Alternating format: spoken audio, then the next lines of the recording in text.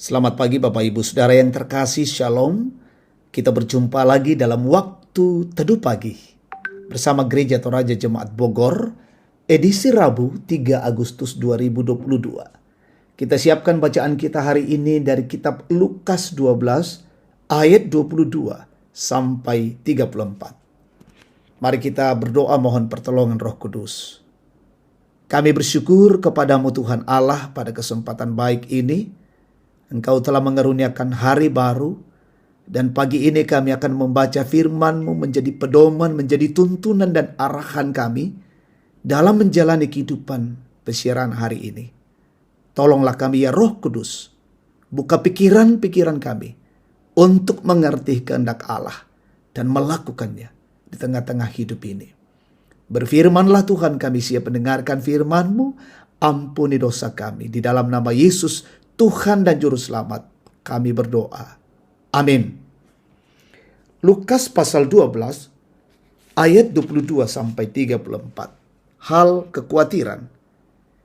Yesus berkata kepada murid-muridnya, "Karena itu aku berkata kepadamu, janganlah khawatir akan hidupmu, akan apa yang hendak kamu makan. Dan janganlah khawatir pula akan tubuhmu, akan apa yang hendak kamu pakai. Sebab hidup itu lebih penting daripada makanan, dan tubuh itu lebih penting daripada pakaian.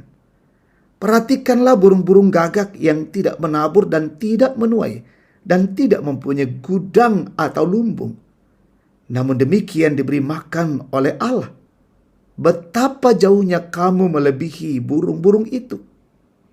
Siapakah di antara kamu yang karena kekhawatirannya dapat menambahkan sehasta pada jalan hidupnya? Jadi, jikalau kamu tidak sanggup membuat barang yang paling kecil, mengapa kamu khawatir akan hal-hal lain? Perhatikanlah bunga bakung yang tidak memintal dan tidak menenun. Namun aku berkata kepadamu, Salomo dalam segala kemegahannya pun tidak berpakaian seindah salah satu dari bunga itu.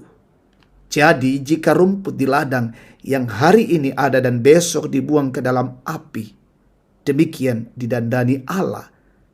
Terlebih lagi kamu, hai orang yang kurang percaya.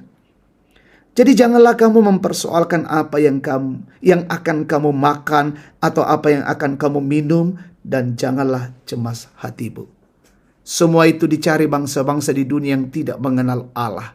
Akan tetapi Bapamu tahu bahwa kamu memang memerlukan semuanya itu. Tetapi carilah kerajaannya, maka semuanya itu akan ditambahkan juga kepadamu. Janganlah takut hai kamu kawanan kecil, karena Bapamu telah berkenan memberikan kamu kerajaan itu. Jualah segala milikmu dan berikanlah sedekah. Buatlah bagimu pundi-pundi yang tidak dapat menjadi tua, suatu harta di sorga yang tidak akan habis, yang tidak dapat didekati pencuri, dan yang tidak dirusakkan ngengat. Karena di mana hartamu berada, di situ juga hatimu berada." Amin, firman Tuhan.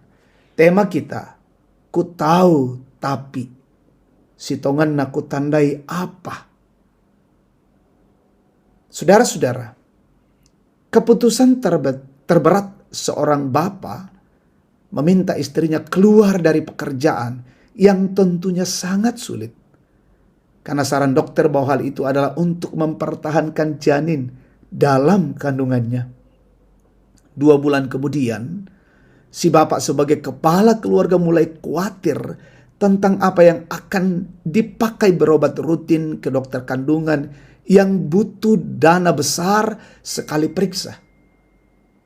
Jaminan hidup tidak lancar.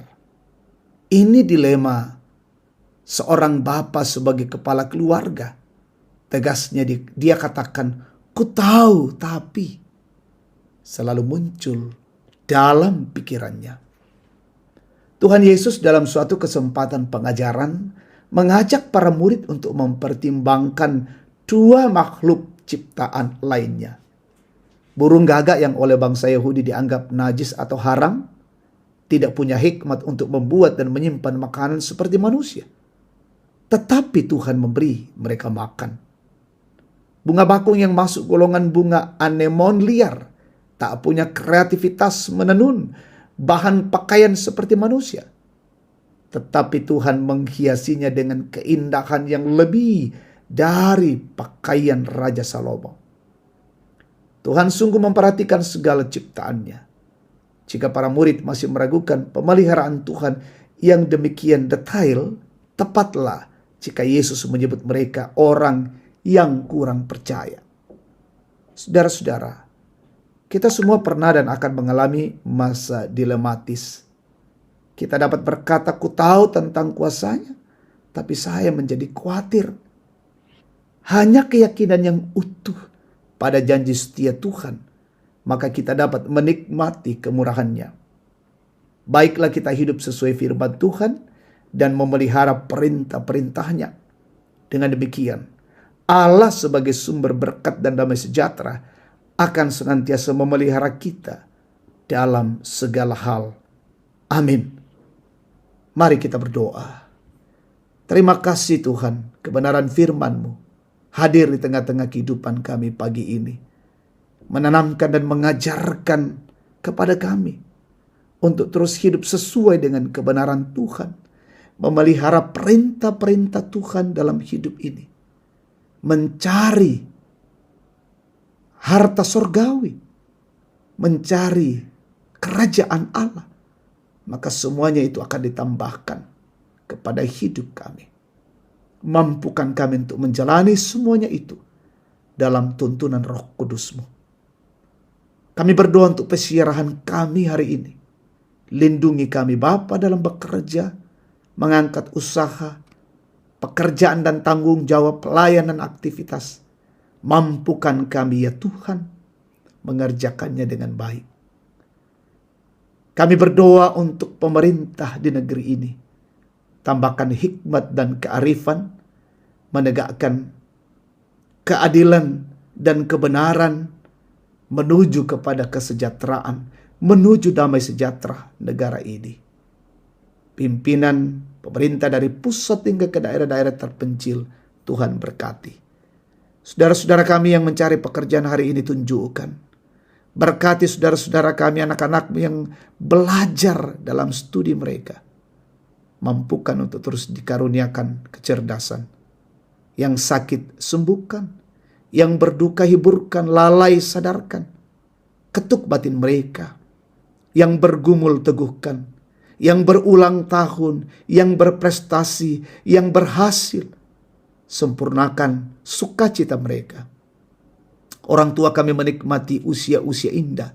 Berkati dan mereka tetap sehat. Dan hidup ini sungguh-sungguh memuliakan Tuhan. Peliharakanlah hidup kami hari ini. Kami lalui dengan baik dalam tuntunan-Mu. Ini doa syukur kami di dalam nama Yesus. Firman yang hidup. Kami berdoa. Amin.